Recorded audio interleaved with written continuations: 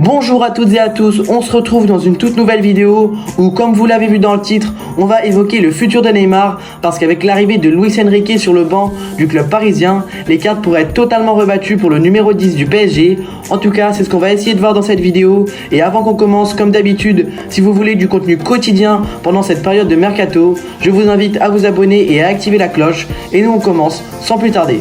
Ça ne vous aura pas échappé, Luis Enrique a été nommé entraîneur du Paris Saint-Germain et forcément difficile de ne pas parler de l'avenir de Neymar quand le coach sous lequel il a connu son prime va de nouveau être son entraîneur. Pour rappel, Neymar sous Luis Enrique, c'est tout simplement 90 buts et 61 passes décisives en 3 saisons, sans même parler de son armoire à trophées qui s'est considérablement étoffée, avec notamment sa seule Ligue des Champions de sa carrière, le tout en faisant partie de l'un des trios les plus légendaires de l'histoire du football.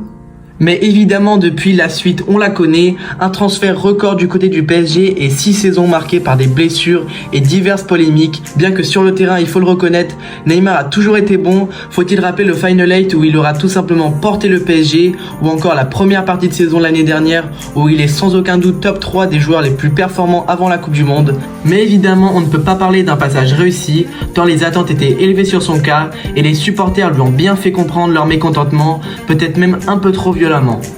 Mais du coup, à l'approche de sa 7ème saison dans la capitale, peut-il réellement, grâce à l'arrivée de Luis Enrique, faire une saison complète à un top niveau?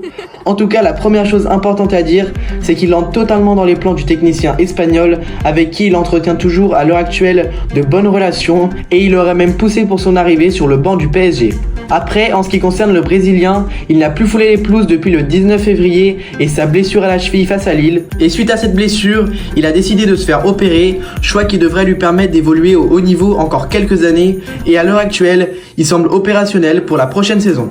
Si on parle maintenant du système ou au moins à l'idée de jeu que souhaite mettre en place Luis Enrique, dans tous les cas ça convient totalement aux Brésiliens puisque le coach espagnol a déclaré dans sa conférence de presse de présentation qu'il souhaitait voir une équipe dominante qui est portée vers l'avant. Donc on peut facilement imaginer Neymar dans un rôle de numéro 10 assez libre, qui circule entre les lignes, qui distribue des ballons, qui marque des buts, qu'il fasse parler sa magie tout simplement.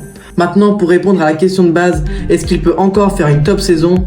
Pour moi, la balle est dans son camp, les qualités footballistiques sont là, la confiance du coach est là aussi, donc libre à lui de redoubler d'efforts pour peut-être connaître la saison dont on attend de lui depuis son arrivée à l'été 2017.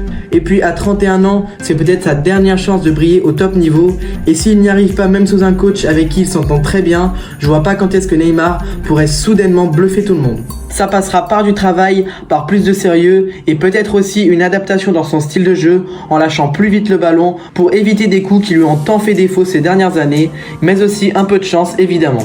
En tout cas, cette arrivée de Luis Enrique sur le banc du Paris Saint-Germain offre de belles perspectives pour Neymar et plus largement pour le PSG en général. Et vous, supporters parisiens, dites-nous si vous voyez Neymar faire une top saison sous Luis Enrique, si vous croyez encore en la capacité du Brésilien à réaliser une saison complète. Et pour ma part, je pense qu'on arrive au terme de cette vidéo. J'espère qu'elle vous aura plu. Et si c'est le cas, pensez à liker cette vidéo, à vous abonner et à activer la cloche. Et nous, on se dit à très bientôt pour une nouvelle vidéo. Ciao, ciao!